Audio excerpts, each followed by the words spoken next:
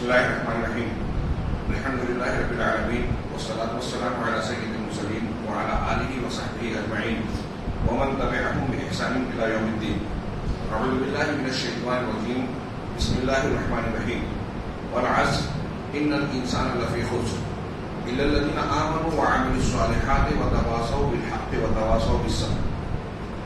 محترم حاضرین، قبل اس کے کہ میں درس شروع کروں، میں ایک مرتبہ پھر اس بات کو یاد دلانا چاہتا ہوں، یاد دہانی کرانا چاہتا ہوں کہ یہ جو کتاب ہم پڑھ رہے ہیں یہ کوئی معمولی کتاب نہیں ہے. کتاب کی حیثیت سے اور اپنے مواد کے اعتبار سے، رات میں میرے ایک دوست نے سعودی عرب سے شیخ آل شیخ کے ایک بڑے کبیر عالم کی کا اقتباس بھیجا، جو انہوں نے اس اصول ثلاثہ کی شرح میں ذکر کیا ہے کہ یہ اصول ثلاثہ وہ کتاب ہے جس کا اہتمام گھروں میں، مسجدوں میں اور خاص طور سے فجر کی نماز میں لوگوں کو سکھانے کے لیے کرنا چاہیے. بچوں کو، عورتوں کو، بڑوں کو، سب کو اس کا متن اچھی طریقے سے سمجھانا چاہیے. تو انہوں نے یہ بھی ذکر کیا کہ ہمارے یہاں عرب میں اہل توحید اپنے بچوں اور عورتوں کو اس کا متن سمجھاتے ہی نہیں تھے بلکہ اسے حفظ کراتے تھے، اس لیے کہ اس میں جو مضمون بیان کیا گیا ہے وہ ایک مومن بندے کے لیے انتہائی اہم اور انتہائی ضروری ہے.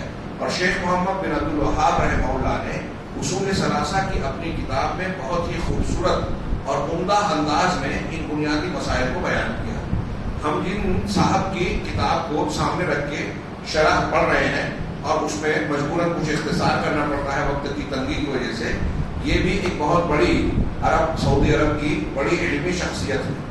جامعہ اسلامیہ مدینہ منورہ کے کرسی الفتویٰ کے استاذ ہیں اور مسجد نبوی کے استاد ہیں شیخ سلیمان بن سلیم اللہ الرحیلی.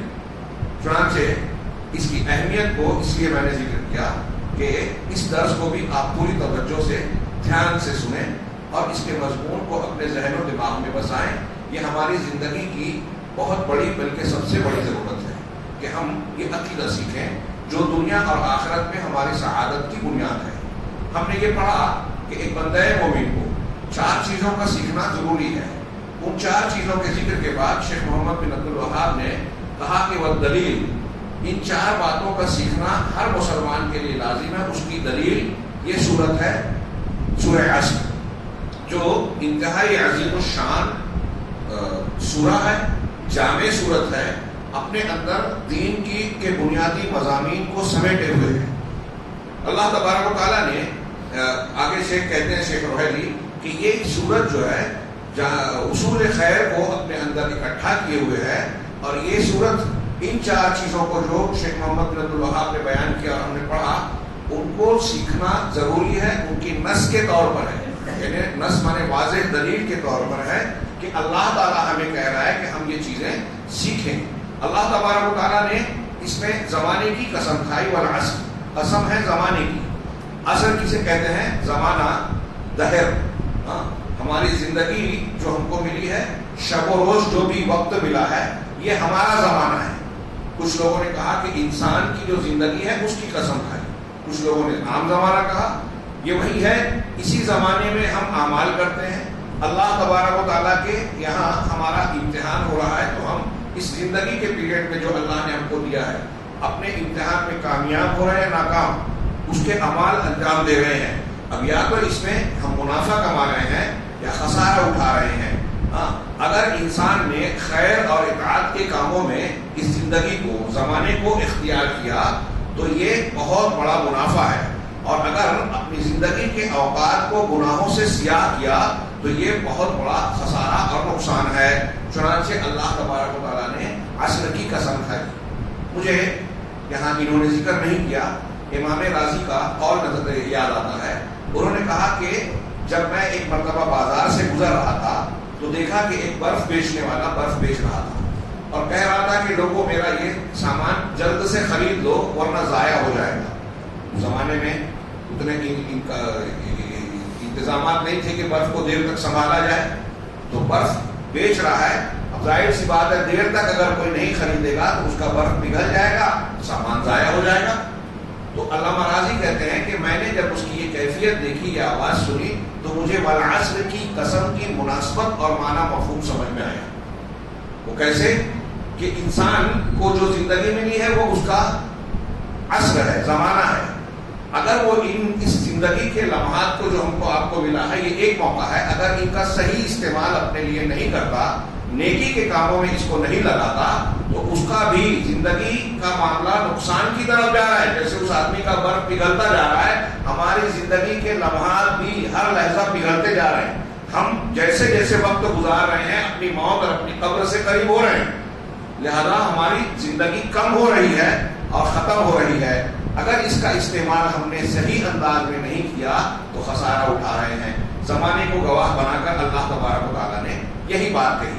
شیخ روحیلی نے آگے یہ ذکر کیا بنیادی مسئلہ، ایک مسئلہ عقیدے کا اور اسلامی تعلیم کا، کہ اللہ تبارک و تعالیٰ نے یہاں زمانے کی قسم کھائی ہے، لیکن یہ معاملہ ہم اچھی طرح جان لیں کہ بندوں کے لیے، انسانوں کے لیے، ہمارے آپ کے لیے اللہ کے علاوہ کسی اور کی قسم کھانا جائز نہیں ہے۔ من حلف بغیر اللہ فقد اشرک، نبی کریم صلی اللہ علیہ وسلم کا ثابت شدہ فرمان ہے، اور کئی حدیثیں کہ جو اللہ کے علاوہ کسی کی قسم کھائے اس نے شرک کیا۔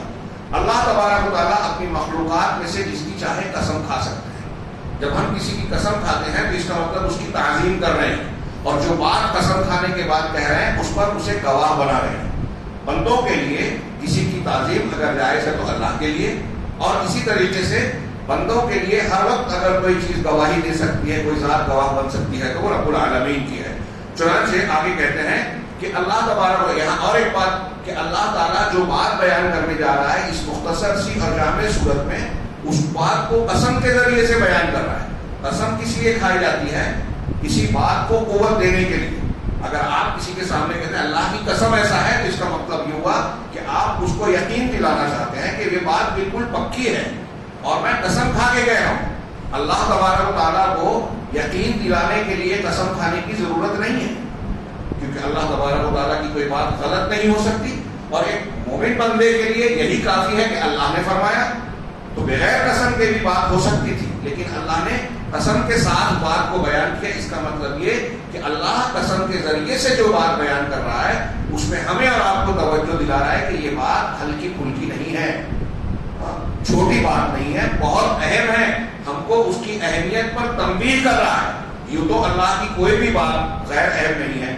امام مالک رحمہ اللہ سے کسی نے مسئلہ پوچھا اور انہوں نے کہا کہ میں نہیں جانتا، کئی مسائل پوچھے تو کہا یہ نہیں جانتا، یہ نہیں جانتا، تو انہوں نے کہا کہ اتنی معمولی بات آپ نہیں جانتے، آپ مدینہ کے امام ہیں۔ تو امام مالک نے کہا کہ شریعت اور دین کی کوئی بھی بات ہلکی نہیں ہے۔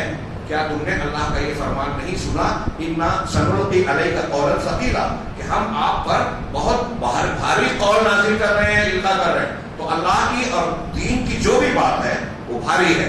چنانچہ یہاں انہوں نے کہا کہ اللہ تبارک و تعالیٰ اپنی بات میں سچا ہے، اس سے غلطی یا جھوٹ کا سوال ہی پیدا نہیں ہوتا۔ اللہ ان عیوب سے پاک ہے، لیکن پھر بھی قسم سے بات کو بیان کیا۔ اس کا مقصد یہ ہے کہ ہم کو اور آپ کو، سننے والوں یا تمام لوگوں کو تنبیہ کرنا مقصود ہے کہ یہ بہت اہم بات ہے۔ چنانچہ اللہ نے قسم کھائی اور کہا کہ جنس انسان، انسانوں کی جو جنس ہے، قسم ہے، وہ سب کے سب خسارے میں ہیں۔ اپنی جتنی بھی کوششیں دنیا میں کر رہے ہیں، ان کوششوں، محنتوں، دوڑ دھوپ کے باوجود وہ نقصان اور گھاٹا اٹھانے والے۔ ہاں، جن سے انسان کیوں کہا؟ ان الانسان لفی خسر، یقیناً انسان گھاٹے میں ہے۔ تو یہاں انسان میں جو ال ہے وہ جنس کا ہے، استغراق کا ہے، سارے انسان مراد ہیں۔ الا مستثنیٰ، سوائے ان انسانوں کے جن کو اللہ نے مستثنیٰ کر کے آگے بیان کیا کہ اس گھاٹے سے بچنے والے صرف یہ انسان ہیں۔ لہذا اللہ نے قسم کھا کے جب یہ بات کہی اور پھر استثناء کیا، تو یہ انداز ہی ایک سننے والے اور پڑھنے والے کو اس بات پر مجبور کرتا ہے کہ جن لوگوں کو یہ بتایا گیا ہے کہ اللہ نے بتایا کہ یہ خسارے سے بچنے والے ہیں، اپنے آپ کو ان لوگوں میں شامل کرنے کی کوشش کرنا چاہیے کہ ہم بھی اس گروہ میں شامل ہو جائیں جو خسارے سے بچنے والے ہیں اور نفع اٹھانے والے ہیں، ہاں، عظیم نفع اٹھانے والے ہیں۔ ہاں، بلکہ انسان ٹوٹل کے ٹوٹل جتنے دنیا میں ہیں، دوڑ دھوپ کر رہے ہیں، کوئی بھی محنت کر رہے ہیں، دنیا کتنی بھی کما رہے ہیں، سب خسارے میں ہیں سوائے ان کے جن کو اللہ نے مستثنیٰ کیا ہے۔ لہذا ہمیں چاہیے کہ ہم ان صفات کو پیدا کرنے کی طرف لپکیں. ہاں، اور کن کو اللہ تبارک و تعالیٰ نے مستثنیٰ کیا ہے؟ پہلا کہا الا الذین آمنوا وعملوا الصالحات، جو ایمان لائے اور عمل صالح کیا. یہ جو ایمان اور عمل صالح ہے، شیخ رحمہ اللہ نے پہلا اور دوسرا مسئلہ جو بیان کیا کہ ہم پر علم حاصل کرنا 4 چیزوں میں سے پہلے ضروری ہے اور اس کے بعد عمل کرنا. اب شیخ نے کہا کہ اللہ تبارک و تعالیٰ نے اعمال صالحہ کا ذکر الگ سے کیا ایمان کے بعد. ہاں، اور اس میں کوئی شک نہیں کہ عمل ایمان میں شامل ہے. عمل ایمان میں شامل ہے. ایمان کسے کہتے ہیں؟ اصطلاحی طور پر اہل سنت والجماعت اور تمام محدثین کے نزدیک ایمان کہتے ہیں اقرار باللسان. اللہ تعالیٰ اور رسول کی طرف سے جو ایمانیات کی باتیں ہمیں ملی ہیں اس کو زبان سے اقرار کرنا، دل سے یقین رکھنا اور ان کے تقاضوں پر عمل کرنا. یہ ان تینوں کے مجموعے کو ایمان کہا جاتا ہے. تو کہا کہ ایمان عمل میں شامل ہے، پھر بھی الگ سے اللہ نے کیوں ایمان کے ساتھ ذکر کیا اور قرآن میں کئی جگہ ذکر کیا؟ ہاں، کیا اس کی تاکید کرنے کے لیے اور تنبیہ کرنے کے لیے کہ عمل مراد ہے. آپ صرف ایمان لے آئیں، زبان سے اقرار کر لیں، اتنا کافی نہیں ہے، بلکہ عمل بھی ضروری ہے. اور عمل کی اہمیت کو نظر انداز نہ کیا جائے. یہ ایسے ہی ہے جیسے اللہ تبارک و تعالیٰ نے قرآن میں کئی جگہ کہا تنزل الملائکۃ والروح، کہ فرشتے اور روح یہ دونوں کے دونوں لیلۃ القدر میں، قدر کی رات میں نزول کرتے ہیں، اترتے ہیں. اب روح سے مراد کون ہے؟ جبریل علیہ السلام. اور یہ بالکل واضح ہے کہ حضرت جبریل علیہ السلام بھی فرشتوں میں سے ہیں. اب اللہ تبارک و تعالیٰ نے یہ کہا کہ فرشتے بھی اترتے ہیں اور جبریل بھی اترتے ہیں. تو جب جبریل بھی فرشتے ہیں تو فرشتوں کے ساتھ ان کے ذکر کا معنی کیا؟ کیوں ذکر کیا گیا؟ ان کے اعلیٰ مقام کو بتانے کے لیے، ان کی خصوصیت کو ظاہر کرنے کے لیے. حالانکہ وہ فرشتوں میں داخل ہیں. اگر اللہ تعالیٰ صرف اتنا کہتا کہ تنزل الملائکہ تو اس میں جبریل بھی آ جاتے، لیکن الگ سے ان کا ذکر کیا گیا ان کی خصوصیت اور علو مرتبہ، بلند مرتبہ بتانے کے لیے. ایسے ہی اللہ تبارک و تعالیٰ نے عمل صالح کا خاص ذکر کیا جبکہ وہ ایمان میں داخل ہے. اور اس کا الگ سے ذکر کرنا کہ اس کی عظمت شان، اہمیت، ضرورت بتاتا ہے کہ اللہ تبارک و تعالیٰ کے یہاں یا بندوں کی کامیابی کے لیے ایمان کے ساتھ عمل بہت ضروری ہے. چنانچہ یہ آیت کریمہ اس بات پر دلیل ہے کہ عمل صالح ایمان میں ایک عظیم مقام رکھتا ہے. ایمان کے اندر عظیم مقام رکھتا ہے اور اس کی ایک خصوصیت ہے. ہاں، یہ اس بات کی دلیل نہیں ہے جو جیسا کہ بعض لوگوں کا مسلک ہے کہ ایمان میں عمل شامل نہیں.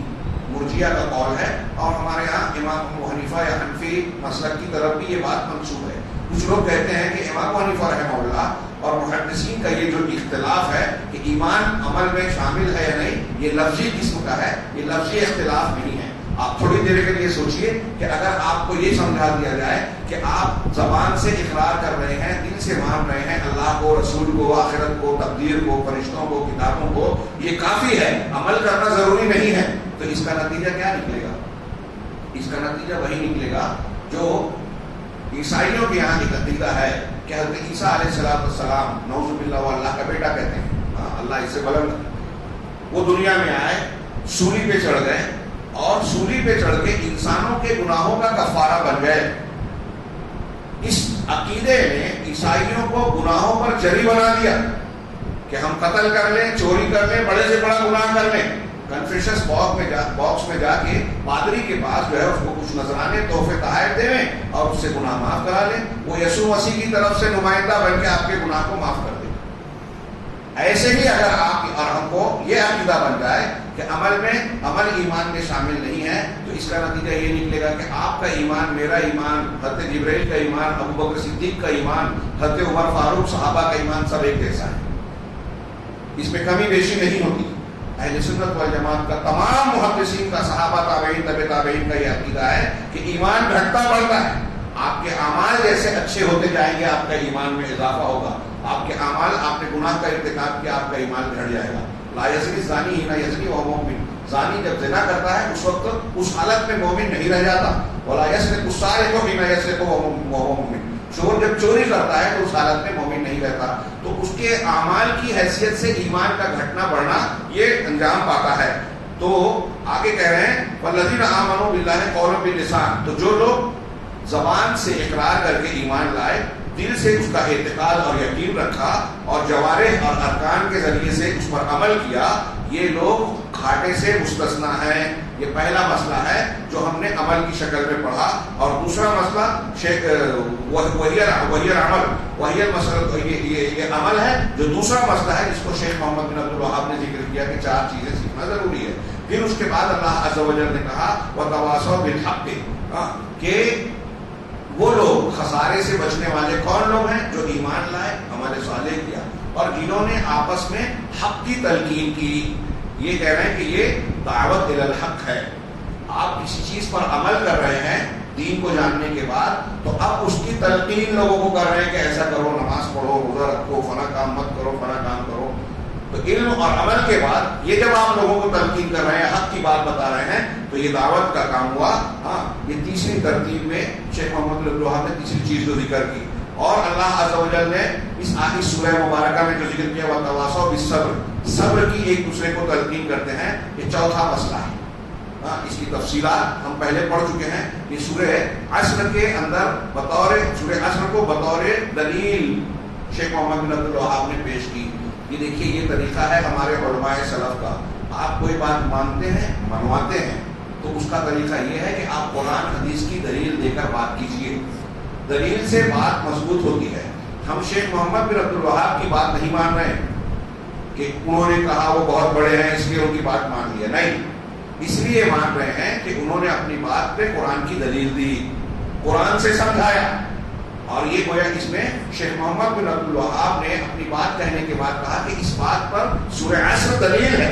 تو یہ ہم کو، آپ کو، طالبان علوم کو یہ تعلیم دے رہے ہیں کہ کوئی بھی بات مانے یا منوائیں، کسی کو سمجھائیں، دعوت دیں تو دلیل کے ساتھ دیں، سمجھائیں تو اس کو قبول کریں۔ اور پھر جب دلائل کو ہم پڑھے پڑھائیں گے تو دلائل سے، قرآن و حدیث دلائل ہیں، اس کے ذریعے سے ہم کو دین کے دوسرے مسائل بھی سمجھنے اور اس کا مسائل کا استعمال کرنے کا مادہ پیدا ہوگا۔ تعلیم میں یہ بہت ضروری ہے۔ صرف اتنا کہنا کہ اتنے بڑے عالم فلاں نے یہ بات کہہ دی اور آپ آنکھ بند کر کے مان لیں، یہ طریقہ علم کا نہیں ہے۔ اگر آپ فلاں اور فلاں کا قول پڑھتے ہیں، یہ علم نہیں ہے۔ امام شافعی اور دوسرے علماء، بہت سارے علماء نے کہا کہ علم وہی ہے جو قال اللہ قال رسول میں ہے، اللہ نے فرمایا اور اس کے رسول نے، اور پھر اللہ اور رسول کے فرمان سے جو جڑی ہوئی بات ہو۔ چنانچہ یہ آیت، یہ سورت جو ہے، یہ نص ہے جو امام محمد بن عبد الوہاب نے 3 چیزیں بیان کی اس کے سلسلے میں، عمل، دعوت اور صبر۔ اب یہاں انہوں نے سوال اٹھایا کہ کوئی سوال کرنے والا کہہ سکتا ہے کہ ان تینوں چیزوں کا تو تذکرہ اس صورت میں ہے، علم کا تذکرہ کہاں ہے؟ تو انہوں نے کہا کہ ان تینوں چیزوں کو علم کے بغیر کوئی شخص انجام دے ہی نہیں سکتا، بلکہ میں کہوں جو یہاں انہوں نے بیان نہیں کیا کہ ایمان میں علم داخل ہے، دل سے جاننا، زبان سے اقرار کرنا۔ ایمان آدمی کب لائے گا؟ جب علم ہوگا، ہدایت اور صحیح علم اور اس پر عمل، یہی دین ہے۔ خیر، انہوں نے یہ کہا کہ آپ عمل کریں گے، آپ دعوت دیں گے، آپ صبر کریں گے، تینوں جگہ علم کی ضرورت ہے۔ ہم یہ جواب دیں گے کہ یہ ہر جگہ علم موجود ہے۔ وَكُلُّهَا لَيَدُلُّ عَلَى الْعِلْمِ، یہ جو چاروں چیزیں، تینوں چیزیں بیان کی ہیں، یہ علم پر دلالت کرتا ہے۔ لہذا ایمان پر علم، ایمان کا علم ہونا ضروری ہے، عمل کا علم ہونا ضروری ہے۔ اللہ نے کہا نا 4 لوگ مستثنیٰ الا الذین آمنوا وعملوا الصالحات، جو ایمان لائے اور عمل صالح کیا۔ تو ایمان اور عمل صالح دونوں کے لیے علم کا ہونا ضروری ہے۔ ایمان بغیر علم کے صحیح نہیں ہو سکتا، عمل بھی بغیر علم کے صحیح نہیں ہو سکتا۔ اگر بغیر علم کے عمل کریں گے تو ہم پڑھ چکے ہیں کہ نصارہ کی طرح ہو جائیں گے۔ اس لیے کہ عمل صالح، جس کو صالح کہتے ہیں، ہم اور آپ عمل صالح کسے کہیں گے؟ کوئی بھی آدمی کوئی بھی کام کرنے لگا تو کیا وہ اچھا دکھائی دے رہا ہے اس لیے اس کو عمل صالح کہیں گے؟ نہیں۔ عمل صالح کے لیے 2 شرطیں ہیں، ایک یہ کہ اس میں اخلاص ہو، اللہ کے لیے خالص، دوسرا یہ کہ وہ نبی صلی اللہ علیہ وسلم سے، آپ کے دین سے ثابت ہو، ورنہ من عمل عملا لیس علیہ امرنا فہو رد، جس نے کوئی ایسا عمل کیا جس پر ہمارا حکم نہیں ہے تو وہ رد ہو جائے گا۔ لہذا ہم کوئی بھی عمل کر رہے ہیں جو اللہ کے یہاں قابل قبول ہو تو اس میں اخلاص، ایمان ہونا چاہیے، اور دوسرے نمبر پر جو ہے اللہ کے رسول سے ثابت ہونا چاہیے۔ اب اللہ کے رسول سے ثابت ہے یہ جاننا ہی علم ہے، بغیر علم کے عمل نہیں ہو سکتا۔ چنانچہ اللہ تبارک و تعالیٰ کا یہ فرمان الا الذین آمنوا وعملوا الصالحات، یہ علم پر دلیل ہے، اور تواصی بالحق، حق کی ایک دوسرے کو تلقین کرنا، یہ عمل بھی بغیر علم کے نہیں ہو سکتا۔ کیوں کہ حق کو بغیر کوئی شخص علم کے راستے کے بغیر کیسے جان سکتا ہے؟ آپ ایک دوسرے کو حق کی تلقین کریں، سچی بات بتائیں کہ یہ حق ہے، یہ توحید ہے، یہ سنت ہے، یہ بدعت ہے، یہ شرک ہے، یہ ناجائز ہے، یہ اللہ اور رسول کے خلاف ورزی ہے۔ کب بتائیں گے آپ؟ جب آپ کو اس کا علم ہوگا۔ بغیر علم کے دعوت کا کام انجام نہیں دیا جا سکتا۔ لیکن افسوس کی بات ہے کہ مسلمانوں میں آج بہت سے لوگ ایسے ہیں جو صحیح علم حاصل کیے بغیر دعوت کا کام کرتے ہیں، صحیح اور ضعیف حدیثوں کے پرکھ کے بغیر بہت ساری جھوٹی اور غلط سلط حدیثیں لوگوں میں پھیلاتے ہیں۔ لہذا یہ بھی بغیر علم کے نہیں ہو سکتا، حق کو علم کے طریقے سے ہی جانا جا سکتا ہے۔ چنانچہ نتیجہ یہ نکلا کہ عمل ہو، علم ہو، عمل ہو، دعوت ہو اور صبر کرنا، یہ چاروں چیزیں اس میں اس صورت میں داخل ہیں۔ چنانچہ یہ سورہ عظیمہ سورہ عصر ہمیں بتاتی ہے کہ دنیا کی زندگی میں نفع اٹھانے والا انسان، گھاٹے اور خسارے سے بچنے والا انسان وہ ہوگا جو ایمان، اللہ پر ایمان رکھتا ہے، عمل صالح کرتا ہے، حق کی دعوت دیتا ہے اور اس کے حق کے خلاف جو لوگ عمل کرتے ہیں اس سے روکتا ہے۔ صرف اچھی باتیں بتانا، فضائل بتانا یہ دعوت کے لیے کافی نہیں ہے، بلکہ اس سے کبھی کبھی نہی عن المنکر ضروری ہوتا ہے۔ آپ وہ حدیث سنتے ہیں نا کہ جو شخص برائی کو دیکھے ہاتھ سے روکے، نہیں طاقت رکھتا زبان سے روکے، نہیں طاقت رکھتا دل سے، تو یہاں روکنے کا ذکر ہے۔ اگر آپ برائیوں سے سماج کو نہیں روکتے یا اپنے ارد گرد میں جہاں طاقت رکھتے ہیں تو گنہگار کو جب عذاب ملے گا تو نہ روکنے والا بھی اس کی لپیٹ میں آئے گا۔ کہہ رہے ہیں کہ یہ جو 4 مراتب ہیں یہ جہاد النفس ہے، جیسا کہ علامہ ابن قیم رحمہ اللہ نے بیان کیا کہ نفس سے جہاد کرنا، یہ جتنے بھی جہاد کی قسمیں ہیں ان میں سب سے عظیم ہے۔ سب سے عظیم جہاد دشمنوں سے لڑنا اور فنا سے لڑنا، اس میں سب سے بڑا جہاد یہ ہے کہ آدمی اپنے آپ سے جہاد کرے۔ چنانچہ وہ کہتے ہیں علامہ ابن قیم کہ یہ جو سورہ عصر میں 4 مراتب بیان کیے گئے ہیں یہ اصل میں جہاد النفس کے، انسان کے اپنے نفس سے لڑنے اور جہاد کرنے کے 4 مراتب ہیں۔ کچھ دوسرے علماء نے یہ بھی بیان کیا کہ ایمان اور عمل صالح سے انسان کی اپنی اصلاح ہوتی ہے، تواصی بالحق اور تواصی بالصبر، اس سے خود اپنی اور دوسروں کی بھی اصلاح ہوتی ہے۔ چنانچہ علامہ ابن قیم کہتے ہیں کہ جہاد نفس کے 4 مراتب ہیں۔ پہلا یہ کہ آدمی ہدایت کو سیکھنے میں، دین حق کو جاننے میں اپنی پوری محنت صرف کرے، اس لیے کہ انسان کی فلاح اور اس کی زندگی میں اور آخرت میں سعادت نہیں ہو سکتی مگر اس کے ساتھ، یعنی اس علم کے ساتھ۔ اگر کوئی انسان علم صحیح اور ہدایت کو نہ سیکھ سکے تو دنیا اور آخرت دونوں جگہ وہ بدبختی کا شکار ہوگا۔ نمبر 1 تو نفس کو بچانا ہے تو پہلے علم کو، صحیح علم کو سیکھا جائے۔ دوسرے نمبر پر کہ اپنے نفس سے جہاد کرے عمل صالح کے پر، علم کے بعد، سچی بات کا علم ہو جانے کے بعد نفس کو اس بات پر مجبور کرے انسان خود اپنے آپ کو کہ نیک عمل کرے۔ اس لیے کہ بغیر علم کے، صرف علم رکھنا بغیر علم کے اگر نقصان دہ بھی نہیں ہے تو فائدے مند بھی نہیں ہے، پھر ایسے علم کا کوئی فائدہ نہیں۔ بعض علماء کہتے ہیں کہ علم عمل کو آواز دیتا ہے، اگر اس کو جواب نہیں ملتا تو وہ رخصت ہو جاتا ہے، علم نہیں ٹکتا ایسے آدمی کے پاس۔ تیسرا یہ کہ بندہ علم اور عمل کرنے کے بعد اس کی طرف دعوت دینے کے لیے مجاہدہ کرے، اپنے نفس سے لڑے۔ دعوت دینے میں جیسا کہ ہم نے کل کے درس میں جانا تھا، مشقت آتی ہے۔ آپ جب کسی کو روکیں گے کہ یہ کام مت کرو تو اس کو اس کام میں مزہ ملتا ہے، گناہ کے کام میں۔ جس کو آپ منع کریں گے وہ آپ کا دشمن ہو جائے گا، آپ کی مخالفت کرے گا۔ تو اس میں مجاہدے کی ضرورت ہے کہ مخالفت کے باوجود آپ میدان میں ٹکے رہیں، دعوت کا کام کرتے رہیں۔ وَتَعْلِيمُهُ، اور پھر اس علم کو، سچائی اور حق کو اس تک پہنچائے، اس کو سکھائیں جو جانتا نہیں ہے۔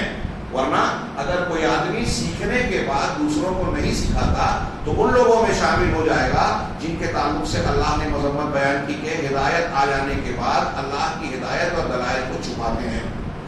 ان الذين يكتمون ما انزلناه من الهدى والبينات من بعد ما بيناه للناس اولئك الذين يلعنهم الله ويلعنهم اللاعنون۔ ہم نے جو ہدایت اور بینات بیان کیے ہیں، جو لوگ اس ہدایت کے آ جانے کے بعد لوگوں سے چھپاتے ہیں تو یہ وہی لوگ ہیں جن پر اللہ کی لعنت ہے اور تمام لعنت کرنے والوں کی لعنت ہوتی ہے۔ اللہ کے رسول نے فرمایا کہ اگر کسی شخص سے کوئی سوال کیا جائے اور علم رکھتے ہوئے وہ اس کا جواب نہ دے تو قیامت کے دن اسے آگ کی لگام پہنا جائے گی کہ اس منہ سے تم کو جو بیان کرنا تھا نہیں بیان کیا تو لوگ آگ کی لگام۔ تو کتنا اہم ہے۔ اور علم اس کا ایسا شخص جو علم کو چھپاتا ہے، لوگوں کو بتاتا نہیں، یہ علم اس کو فائدہ نہیں پہنچائے گا اور نہ ہی اللہ کے عذاب سے بچائے گا۔ چوتھی چیز، چوتھا مرتبہ ہے کہ دعوت کے راستے میں مخلوق کی طرف سے، مخاطبین کی طرف سے جو بھی اذیت، تکلیف، مشقت پیش آ رہی ہے، بندہ اس کے اوپر صبر کرنے میں مجاہدہ کرے. یہ جہاد بالنفس کا چوتھا مرحلہ ہے، اور ان سب چیزوں پر تحمل کرے. جب ان 4 مراتب کو بندہ پورا کر لے گا تو وہ ربانیین میں سے ہو جائے گا، یعنی رب کو ماننے والا، اللہ کا نیک بندہ.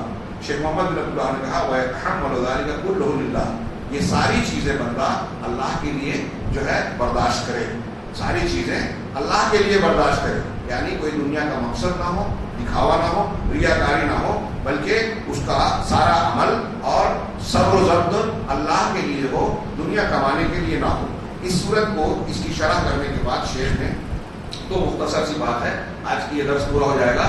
مصنف شیخ محمد بن عبدالوہاب کہتے ہیں کہ امام شافعی رحمہ اللہ نے کہا، یہاں امام شافعی کا تھوڑا سا تعارف کیا ہے، ہم اس کو چھوڑتے ہیں. بہت بڑے امام ہیں، لوگ جانتے ہیں، محمد بن ادریس نام ہے، مطلبی اور قرشی ہیں، بہت فصیح و بلیغ تھے. بڑے 4 ائمہ میں جن کو مشہور ہیں، ان میں ان کی ایک ایسی خصوصیت مانی جاتی ہے کہ یہ مختلف فنون کے ماہر تھے، محدث تھے، فقیہ تھے، علم فقہ کے پہلے مدون تھے، شاعر تھے، ادیب تھے، فصاحت و بلاغت میں بہت اعلیٰ تھے، اور ان کے اندر خوبیاں تھیں. تو امام شافعی کہتے ہیں کہ لو انزل اللہ حجۃ علی خلقہ، لو ما انزل اللہ حجۃ علی خلقہ الا هذه السورۃ لکفت. امام شافعی کہتے ہیں کہ اگر اللہ تبارک و تعالی مخلوق پر بطور حجت اور دلیل کے صرف اس صورت کو نازل کرتا ہوا، والعصر ان الانسان لفی خسر، تو یہ صورت ان کے لیے کافی ہو جاتی. یہاں شیخ نے قدر تفصیل سے بحث کی.